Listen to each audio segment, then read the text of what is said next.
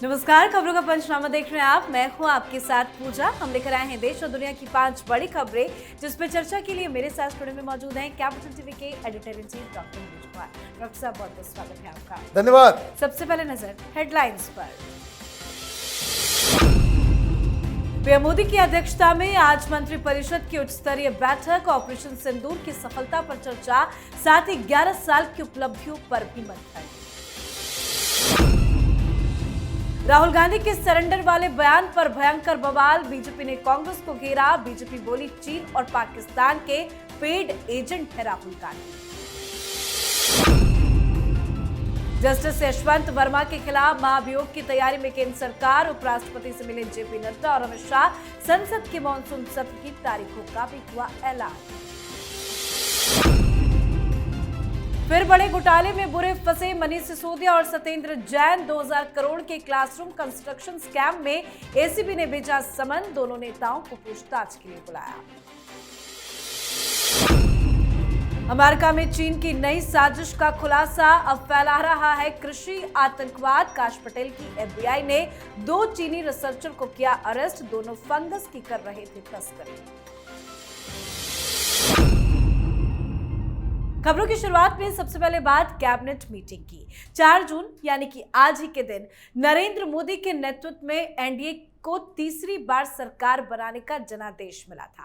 तो आज का दिन काफी खास है और इस खास मौके पर और ऑपरेशन सिंदूर की सफलता के बाद आज प्रधानमंत्री नरेंद्र मोदी की अगुवाई में मंत्री परिषद की बैठक का आयोजन किया गया है।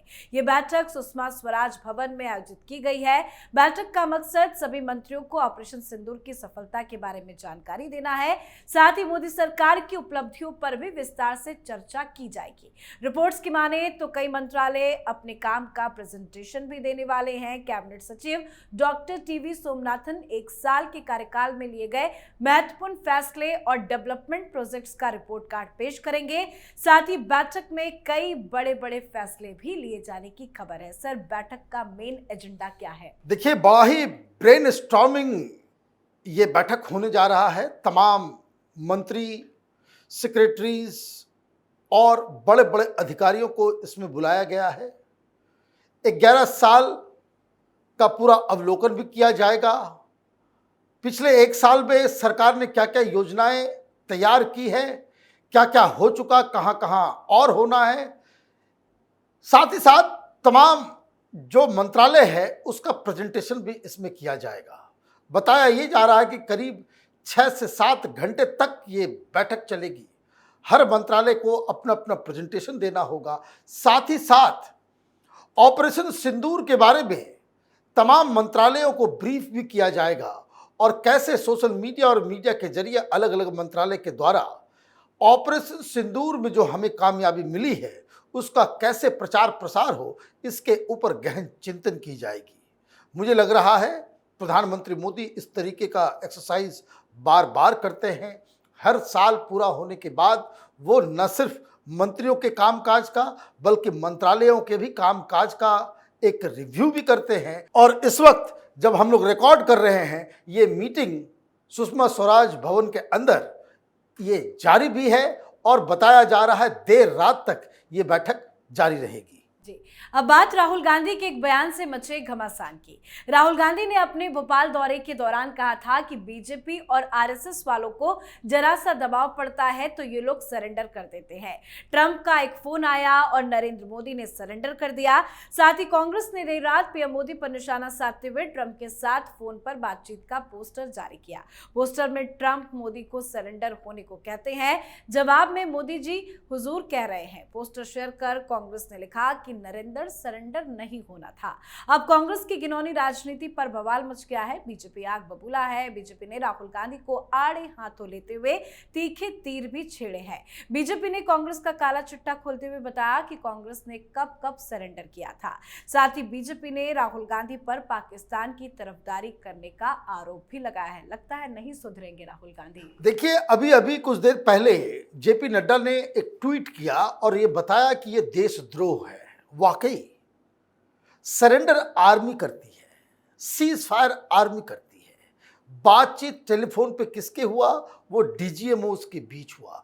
आप प्रधानमंत्री मोदी के ऊपर सवाल नहीं खड़े कर रहे, आप हिंदुस्तान के आर्मी के मनोबल को तोड़ने का काम कर रहे हैं। राहुल गांधी की ये जो राजनीति है वो राजनीति के स्तर को नीचे ले जाने वाला और एक बाकायदा लीडर ऑफ अपोजिशन की जो गरिमा है उसको तहस नहस करने वाली राजनीति राहुल गांधी कर रहे हैं। उनकी भाषा अक्षम्य है। जिस तरीके से नरेंद्र सरेंडर, वहाँ हुजूर, वहाँ से फ़ोन आया, ऐसा लग रहा है कि फ़ोन के बीच में इंटरकनेक्टेड ये भी थे ताकि वो सारी बातों को सुन रहे थे।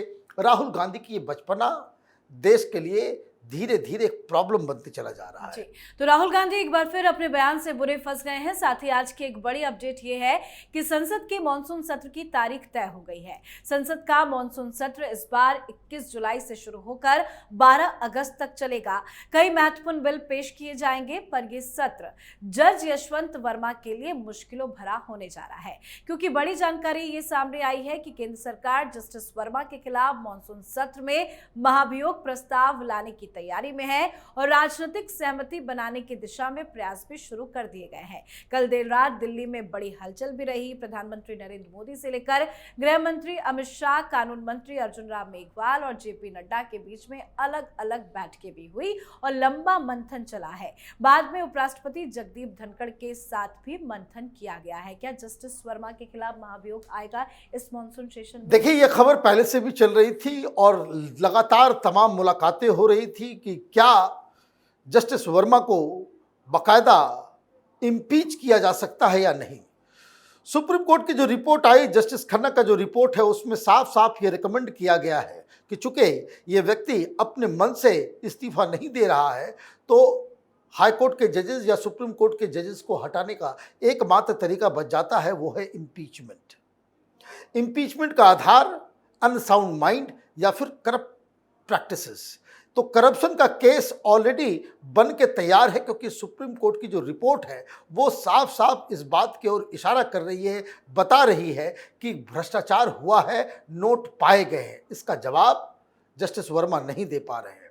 तो अब सरकार एक हिम्मत वाला फैसला ले रही है कि अगर आप इस तरीके से भ्रष्ट जजेस को खुली छूट दे देंगे, वो इस्तीफा नहीं दे तो आप उसको हटाएंगे नहीं, तो देश के लिए एक बहुत गलत मैसेज जाएगा। फिर लोग ये कहेंगे कि जुडिशरी जो पूरी तरीके से भ्रष्ट है। तो ये फैसला हिम्मत वाला भी है और लॉजिकल भी है। देखना ये है कि जो पॉलिटिकल कंसेंसस की बात की जा रही है कि तमाम पॉलिटिकल पार्टी से बातचीत की जाएगी कि बिना किसी वोटिंग के, बिना किसी विवाद के उनको इम्पीच किया जा सकता है, या फिर कुछ लोग जस्टिस वर्मा को उनके भ्रष्टाचार में समर्थन के लिए खड़े हो जाते हैं या नहीं, ये आने वाले समय में बताएगा। लेकिन सरकार के तरफ से ये संकेत मिल रहे हैं कि सरकार ने मन बना लिया है कि जस्टिस वर्मा को इम्पीच किया जाएगा। अब तारीख भी दे दी गई है कि मॉनसून सेशन कब से कब होगा। तो पिछली खबर में जो हम लोग बात कर रहे थे, राहुल गांधी जिस तरीके से सारे सवालों को उठा रहे हैं कि स्पेशल सेशन होना चाहिए, तो अब तो बहुत मौका मिलेगा इनको। पूरा मॉनसून सेशन होगा, आप ऑपरेशन सिंदूर के ऊपर, आर्मी के ऊपर आप सवाल उठाइए, पाकिस्तान की दलीलों को हिंदुस्तान के संसद में रखिए, उन सारी चीज़ों का जवाब सरकार की तरफ से पुरजोर तरीके से दिया जाएगा। जी, तो जज यशवंत वर्मा की मुश्किलें बढ़ती जा रही है। साथ ही आम आदमी पार्टी के दो बड़े नेता मनीष सिसोदिया और सत्येंद्र जैन भी एक बड़ी मुश्किल में फंस गए हैं। दिल्ली सरकार के स्कूलों में क्लासरूम निर्माण को लेकर भ्रष्टाचार के मामले में अब एसीबी ने मनीष सिसोदिया और सत्येंद्र जैन को समन भेजा है। एसीबी ने सत्येंद्र जैन को 6 जून और मनीष सिसोदिया को 9 जून को पूछताछ के लिए बुलाया है।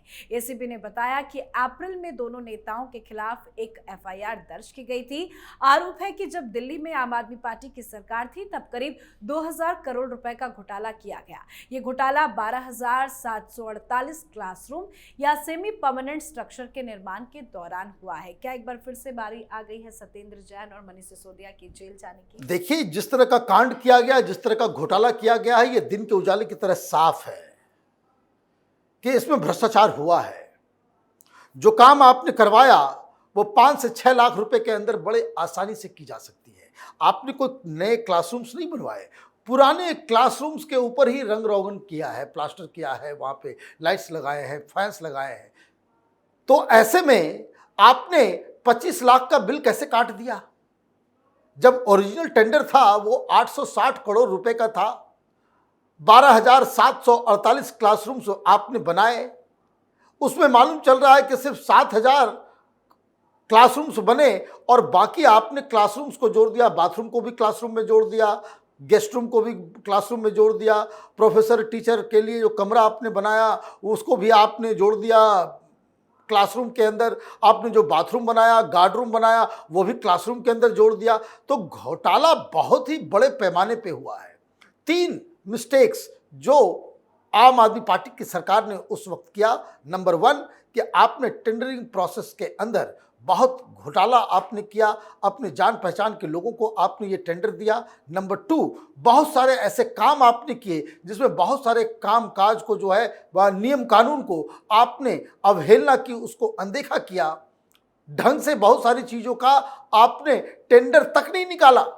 और सबसे बड़ी गलती कि आपने 860 करोड़ रुपए का बजट एलोकेट किया, 860 करोड़ का आपने ये प्रोजेक्ट शुरू किया और इसको बढ़ा करके 2400 करोड़ आप उठा के लेकर चले गए। तो ये पैसे कहाँ गए, किसके पास गए? तो इसका तो जवाब देना पड़ेगा, क्योंकि इसमें घोटाला हुआ है तो गिरफ्तारी भी इसमें अवश्य होगी। जी, अब बात आज की आखिरी खबर की। चीन चालबाज है और उसकी हरकत से एक बार फिर ये बात साबित हो गई है। अमेरिका में चीन की डेडली साजिश का बड़ा खुलासा हुआ है। दुनिया भर में कोरोना वायरस फैलाने वाला चीन अब एक बार फिर से बायो वेपन का इस्तेमाल कर रहा है। चीन की इस खौफनाक साजिश का खुलासा अमेरिका की एक कोर्ट में हुआ है। अमेरिका में चीन के 2 नागरिकों को गिरफ्तार किया गया जिनके पास से फ्यूजेरियम ग्रामिनेरम नाम का फंगस मिला है। फ्यूजेरियम ग्रामिनेरम नाम के इस फंगस को बायो वेपन के तौर पर चीन से अमेरिका लाया गया था। अमेरिका का कहना है कि यह फंगस फसलों को बर्बाद करने के साथ साथ इंसानों और जानवरों को भी बीमार कर देता है। अमेरिकी वैज्ञानिकों ने इसे कृषि आतंकवाद कहा है। क्या ये नई चाल है चाइना की? देखिए, इसमें कोई डाउट नहीं है, दुनिया कितने भी इसको नकारे, कोरोना का इस्तेमाल चीन ने अपने आर्थिक विकास के लिए किया। पूरी दुनिया को उसने जो है इस खतरनाक वायरस से शिकार किया। ये छिपी हुई बात नहीं कि कोरोना जो है वो वुहान से ही निकला बाहर, लेकिन मीडिया और जिस तरीके का उसका पूरा एक ग्रिप है नैरेटिव सेटिंग के अंदर, तो लोगों ने चाइना तो कहा, लेकिन उसके ऊपर कोई एक्शन ने दुनिया ने नहीं लिया। अब अमेरिका के साथ ट्रेड वॉर शुरू हुआ है, तो आप देखिए कि इस तरह का बायोलॉजिकल वेपन इसको कह सकते हैं कि आप ऐसे फंगस को लेके जा रहे हो जहां चाहे वो राइस हो, वीट हो, मेज हो, अलग अलग अनाजों में इस तरह का फंगस अगर लग जाता है तो लोग बीमार होंगे, जानवर भी बीमार होंगे। तो ये रंगे हाथ पकड़े गए हैं। जो लोग पकड़े जा रहे हैं उनको, उनके बारे में जो इंफॉर्मेशन खंगाला जा रहा है कि they are part and parcel of communist party of China. तो एक तो लगातार अमेरिका से डोनाल्ड ट्रंप की सरकार इस तरह के लोगों का जिसका कम्युनिस्ट पार्टी ऑफ चाइना के साथ रिश्ता है, वो चाइनीज स्टूडेंट्स, प्रोफेसर, उन सबको भगाया जा रहा है। और शायद इसलिए चीन ने ये दुस्साहस की है, ये पकड़े गए हैं। लेकिन जो FBI के चीफ काश पटेल हैं, उन्होंने क्या कहा? उन्होंने ये कहा कि अभी तो एक पकड़ा गया है।